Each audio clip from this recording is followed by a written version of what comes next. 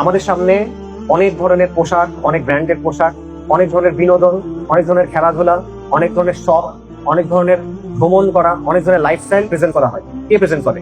টিভিতে প্রেজেন্ট করা হয়, সিনেমাতে প্রেজেন্ট করা হয়, মিডিয়াতে প্রেজেন্ট করা হয়, এবং আমাকে বলে তুমি এটা করো, এটা করলে তুমি জীবনের মধ্যে একটা অর্থ খুঁজে পাবা।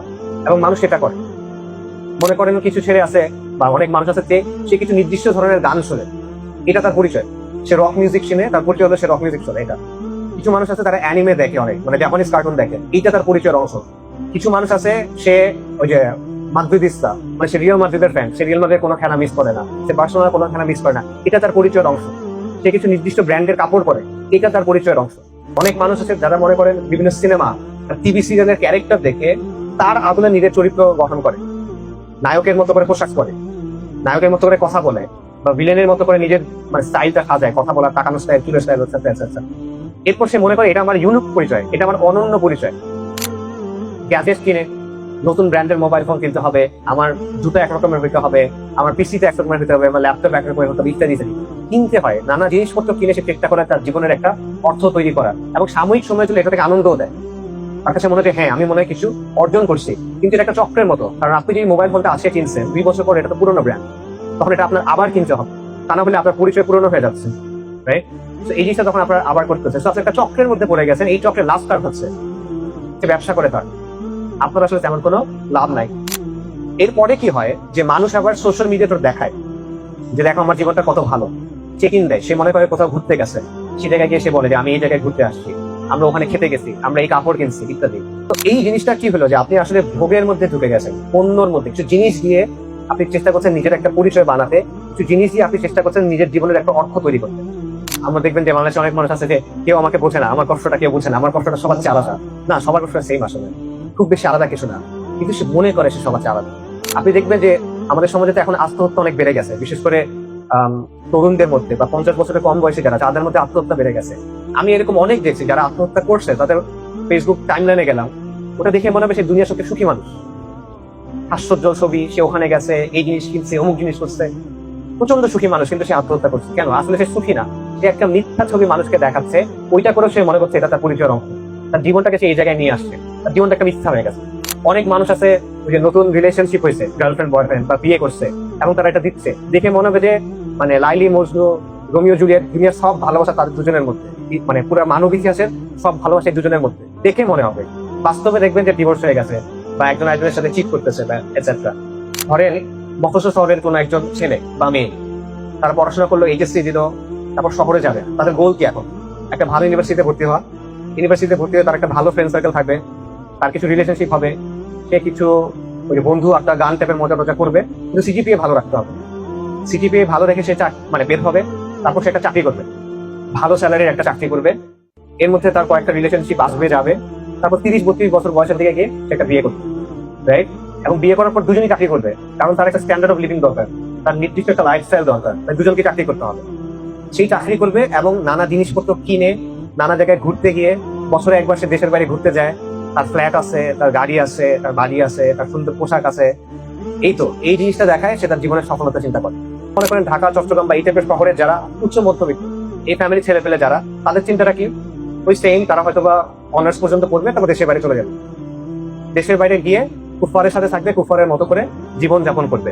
এই হলো জীবনের উদ্দেশ্য, জীবনের অর্থ, জীবনের সফলতা। এটা হলে সে সফল। কিন্তু তাদের হিসাবে এটা আমাদের দেশের সমাজের অবস্থা, আমাদের বাবা মাদের অবস্থাটা তারা এভাবে চিন্তা করে কিন্তু যে একটা ছেলের যদি এই জিনিসপত্রগুলো থাকে বা তার মেয়ের যদি এই বিষয়গুলো থাকে, তারা জীবনে সফল। আমাদেরকে কি বলানো হয় দেখেন, যে লেখাপড়ার পরে যে গাড়ি ঘোড়া চড়ে, সে মানে লেখাপড়া আপনি কেন করতেছেন বলেন?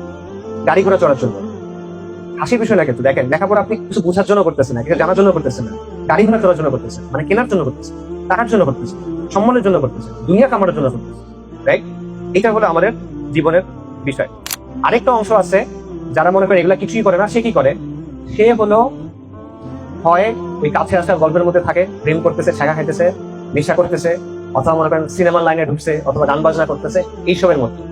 সে ওই লাইনে ঢুকে নাই, কিন্তু সে ওই যে নিজেকে খুশি করা, নিজের নাচকে খুশি করা, ভোগের যে লাইন, সেটা থেকে বের হচ্ছে না।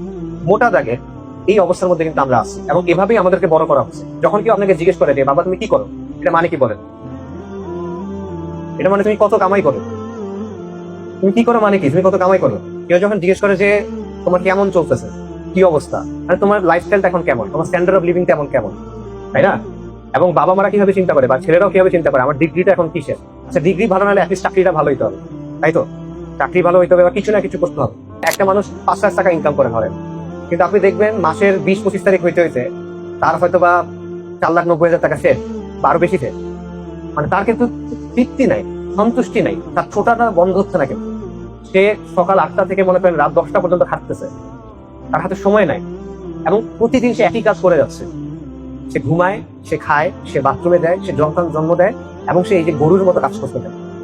এবং সে যখন মারা যাবে এই কাজের ফলাফল কি বলেন? কিছু না, এটার কোনো ফলাফল নাই।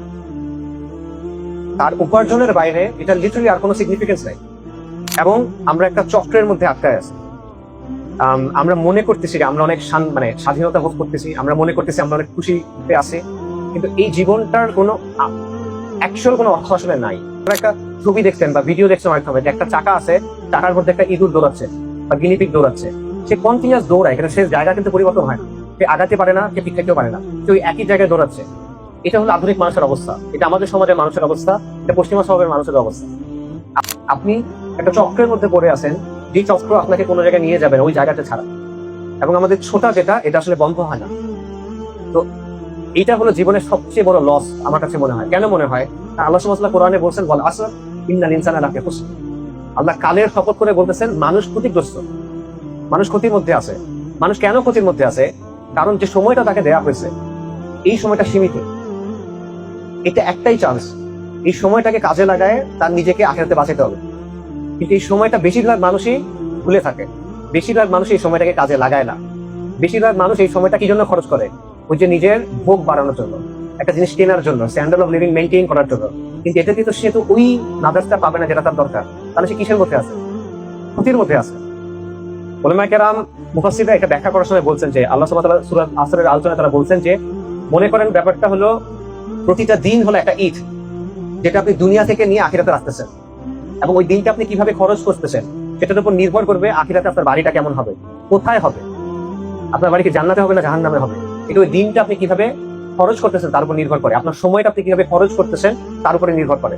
এবং আপনার বাড়ি যদি জান্নাতে হয়, ওটা কেমন বাড়ি হবে, কুড়ে ঘর হবে, এবড়ো খেবড়ো হবে, নাকি আলিশান প্রাসাদ হবে, এটা নির্ভর করতেছে ওই সময়টা আপনি কিভাবে কাজে লাগাচ্ছেন তার উপরে।